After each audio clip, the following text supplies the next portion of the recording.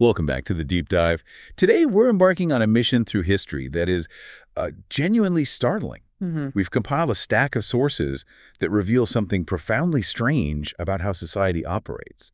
It's this intense effort to micromanage the body from fashion down to facial hair. Right. And how that need for control served as a direct foundation for the brutally complex economics of poverty and welfare. Exactly. Our sources compel us to draw these surprising, sometimes disturbing connections between social oddities that sound almost absurd today. Like punishing a man for defending his beard. Exactly, and the stark, harsh mechanisms of historical social control. The central theme is how society defines, polices, and sometimes ruthlessly profits from both conformity in appearance and utter destitution in economics. The journey we're about to take is wild. We're going to start with a man who was literally jailed for fighting off a group of men carrying scissors. An incredible story. And then we pivot from that ridiculous extreme to examining the complex, often failed, systems that tried to manage and profit from the very existence of the poor across centuries. Okay, let's unpack this by starting small with a man's face. Let's do it. So we have to begin in 1830 with the story of a man named Palmer. He was attacked by 4 men in May. And their goal was brutally simple. To forcibly remove his beard with scissors and razors. Right. And Palmer, he defended himself. He even injured 2 of his attackers with a knife in the struggle. And here is where the enforcement of social norms hits this, just an unbelievable legal roadblock. It's insane. Instead of the attackers being punished, Palmer was the one arrested. He was charged with unprovoked assault. For defending his own facial hair. For defending his face. Wait, they fined him $10 and charged $40 in court fees just for defending himself from an attempted forced shaving. They did. That sounds less like justice and more like the system was actively, designed to trap him. It absolutely was. The system demanded compliance. He was also slapped with a massive $700 bail. Wow. And Palmer refused to pay any of it, maintaining he was just defending himself. This refusal cost him 15 months of his life in the Worcester County Jail. 15 months. That single case perfectly encapsulates the brutal enforcement of a social norm just, disguised as law. And that desire to police appearance wasn't just limited to men's beards. We see it just as starkly in the policing of gender through clothing, specifically trousers. Take the case of the woman in 1852 who went by the name George Green. She presented herself in public wearing men's clothes, a frock coat, a glazed cap, and striped pantaloons. The New York Daily Times even noted that her motive for, quote, obstinately rejecting the clothes of her own sex is not known. And she was often with her friend, Harriet French, who went by Charlie and also dressed in men's clothes. Right. Trousers were clearly more than just clothing. They were a radical political statement back then. Yeah.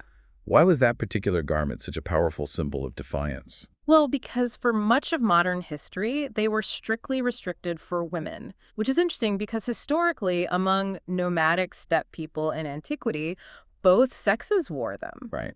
So when women adopted them later, it was often this major act of defiance. It was for freedom, comfort, maybe even disguise. These choices were deemed radical, sometimes even criminal, which just shows how quickly society could weaponize fabric against nonconformity.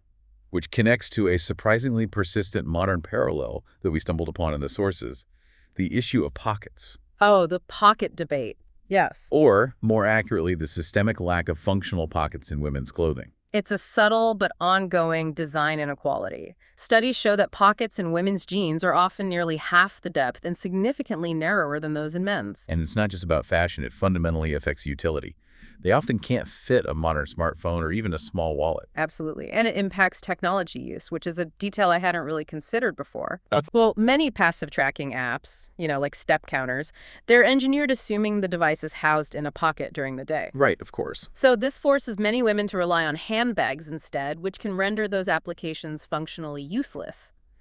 It's a small but powerful example of how design, driven by historic norms that saw women's clothing as ornamental rather than utilitarian, continues to impose limitations today. Moving from enforced conformity to, enforced perfection, we find this almost scientific but deeply strange quest for the physical ideal. Yes, Dr. Sargent. Dr. Sargent in the early 1900s actively searching for the perfect woman. And he eventually pinpointed professional swimmer and vaudeville actress Annette Kellerman as the ideal standard.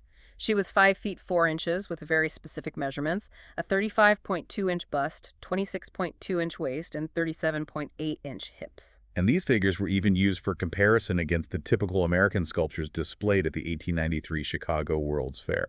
It just demonstrates this deeply intrusive sort of quantifying nature of social judgment. Especially applied to the female form. And the bizarre fads that helped women try to achieve these often impossible ideals are just fantastic. I mean, forget expensive fillers or extensions today. Let's talk about the hair rat. Yes, the hair rat. This was literally a ball of a woman's own saved shed hair. Wait, their own hair? Their own hair, Yeah. secured in a net and molded into an oval shape. It was used to provide lift for those massive high Gibson girl hairstyles of the early 1900s. It was the original cheat volume hack. A highly effective, though perhaps slightly gross DIY solution to get that fashionable height without buying expensive artificial hair. That's definitely peak DIY. That fad, I think, pales in comparison to the weirdness of hairpin pilfering in 1883. It's such a strange trajectory. It started innocently enough, with boys politely asking girls for a hairpin as a keepsake. Okay, sweet enough. But it quickly escalated into this strange social challenge where teenage boys and young men would actively try to steal hairpins without the girls noticing. No, we have anecdotes of fellows following a girl for squares just to wait for a hairpin to drop so they could snatch it. It shows how these microtrends could quickly veer into these strange, persistent social challenges. And if you look at 19th century children's clothing, you find another surprising social strategy wrapped in appearance that seems, well, counterintuitive to all this strict gender policing. Right. Why were young boys often dressed in clothes, including dresses, nearly identical to girls' clothes? That's the real aha moment in this section. The prevailing psychological belief was that children did not develop distinct personalities, individuality, until they reached age 2 or 3. But what's the heartbreaking reason behind that specific custom? Given the tragically high rates of infant and childhood mortality at the time, this deliberate lack of distinct individuality in clothing may have served as a kind of psychological defense for the parents. Well, If a child wasn't yet a fully realized person until age 3, this lack of distinction in dress might have slightly mitigated the crushing intensity of grief if they lost an infant. It's a profound commentary on the era's psychological burden. so whether they're policing the length of a beard or the shape of a child's outfit, it all seems rooted in this profound social anxiety, this need to control what is seen. Exactly. And if you couldn't control the individual through arbitrary dress codes or social pressure, society moved on to controlling their very means of existence through economic structures and the poor laws. That same controlling anxiety drove both the policing of fashion and the management of destitution. That brings us sharply to the core of this deep dive, the grim economics of poor relief. This system wasn't about charity in the way we think of it today. Not at all. Oh. In early America, you have the Boston Almshouse in 1664, the first in North America. It was established for the aged and infirm poor, but the funding, which came from private donations and taxes, was also used to coerce those guilty of misfortune, like drunkenness, to enter explicitly to clean up the streets.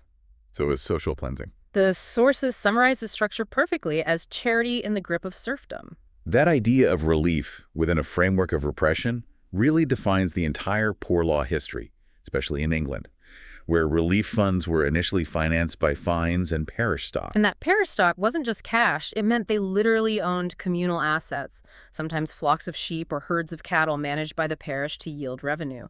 This structure operated under the constant, persistent, yet failed idea of making the poor profitable. The dream was to use workhouses as houses of industry, forcing the poor to work, thereby increasing national wealth and simultaneously reducing the financial burden on ratepayers. It sounds brilliant on paper. But the sources show it was deeply flawed. Daniel Defoe offered a sharp counterpoint way back in 1704. He argued that establishing parochial manufacturers would simply be ruinous to existing diligent manufacturers. You're not actually creating new wealth. You're not increasing consumption. You were just taking work away from diligent families and handing it to vagrants. He recognized that the idea of profitable poor relief was an economic zero-sum game. Precisely. He even recounts putting a lusty fellow in the stocks just for boasting he could earn more begging than working an honest 9 shillings a week. The system was fighting the reality that structured, punitive relief rarely, if ever, generates profit. So since the profitable factory model often failed, the alternative became the deterrent workhouse. Right. Charles Dickens, who visited the Boston House of Industry in 1842, actually noted attempts at humane conditions there. Separate rooms, plants on the windowsills, even consideration for children. And then that was highly unusual. Most of the English system focused on explicit deterrence, particularly the test by regimen experiments seen in places like Southwell or Yulee. The test by regimen, what does that mean? The goal was to make the workhouse experience so utterly disagreeable that anyone who could possibly find work outside would run, rather than stay and receive relief. And what did that disagreeable regimen involve? Tasks were intentionally pointless or grueling, crushing bones for fertilizer, breaking stones, or just digging holes for extremely low wages. The entire purpose was not productivity. It was misery. It was to inflict enough physical and psychological misery that relief costs would plummet, simply because no one would accept the aid unless they were truly at the point of starvation. And even attempts to find humane, localized solutions often backfired calamitously, showing just how difficult administering poverty was, like the roundsman system. The roundsman system, prevalent in the late 18th and early 19th centuries, was meant to address unemployment by billeting jobless laborers onto householders in rotation, but it often resulted in starvation wages. How so? When justices in Buckinghamshire tried to ensure a basic minimum income scale in 1795, the result was a disaster. Farmers seized the opportunity to pay only a nominal sum, regarding the subsidized labor as a perquisite.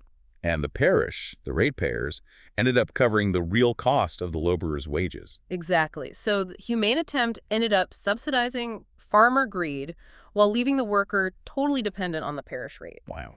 And even worse was the farming of the poor, which was widespread between 1723 and 1834. Farming the poor. It involved contracting out the maintenance of all the poor, including children, lunatics, and medical care, to the lowest bidder for a fixed amount. Contracting out human suffering, that sounds ripe for abuse. It was accepted as an administrative solution, but it naturally led to terrible abuses and fraud. The contractor's entire goal was maximizing financial profit, which meant stealing workhouse food, providing inferior services, and subjecting residents to squalid conditions. And for those ambitious laborers trying to escape these local traps, they're often shackled by the law of settlement and removal after 1662. This law was a major obstacle. George Code claimed it effectively made the 16,000-plus parishes into jails of their own poor people and fortresses against all others. So you couldn't leave? It generated immense legal conflict, and any poor person seeking relief outside their designated parish was instantly liable for expulsion. Adam Smith, recognizing the injustice, criticized this law for oppressing the ambitious laborer and violating natural liberty. So we have these massive systems attempting to manage the very existence of the poor. Let's move across the Atlantic to 19th century New York City, where the policing of vulnerability was often driven less by poor law ideology and more by, well, direct financial incentive. This is where fee-based policing created these perverse incentives for law enforcement itself. Constables and marshals didn't receive regular salaries. They were compensated by fees for services rendered. They became entrepreneurs. Precisely. Meaning they focused on what earned the most money.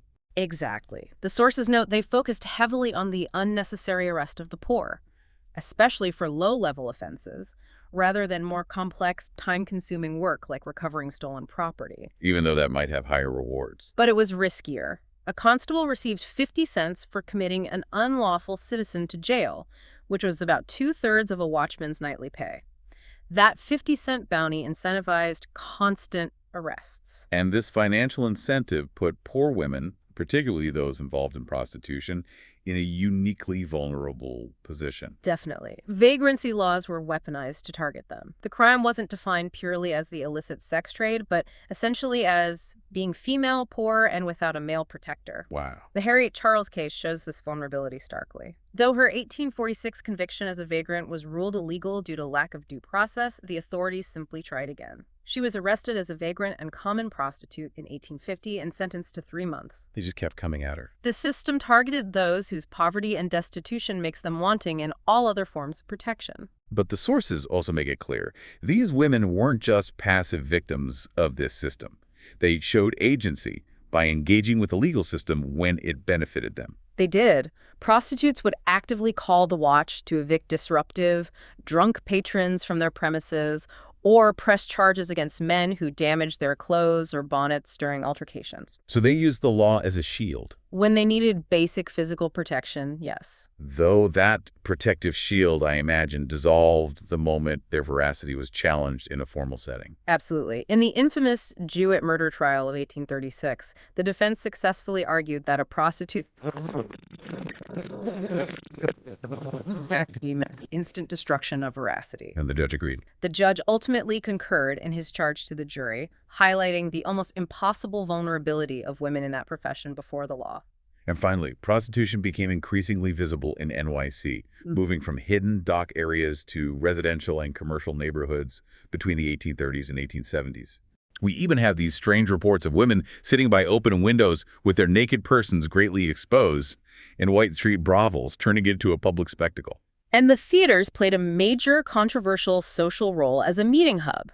The third tier of venues like the Park Theater or the Bowery was notorious as a meeting place for clients and prostitutes.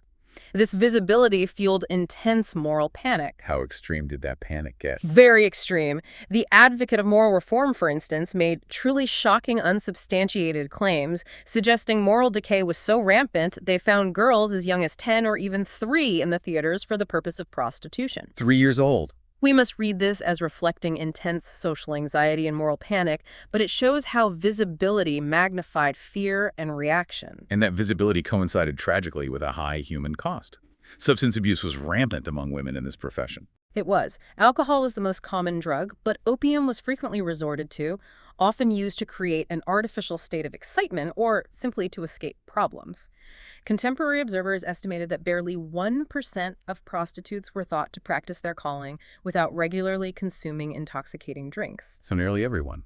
And what stands out from our sources is that many contemporary observers attributed this dependency to a weak and debased nature, effectively blaming the victim. They failed to acknowledge the harsh, dangerous, and degraded nature of the life they were forced into by economic necessity. This deep dive really reveals a history defined by this intense social anxiety about nonconformity and about idleness. Both anxieties drove arbitrary laws, like the policing of beards, and systematic, often brutal mechanisms of social control, like the roundsman system that starved laborers. The underlying conflict, century after century, was this tension between moral control and economic reality. The powerless were penalized whether they chose to work, risking starvation wages, or chose not to work, facing the deterrent regimen of the workhouse. So no good options. Very few.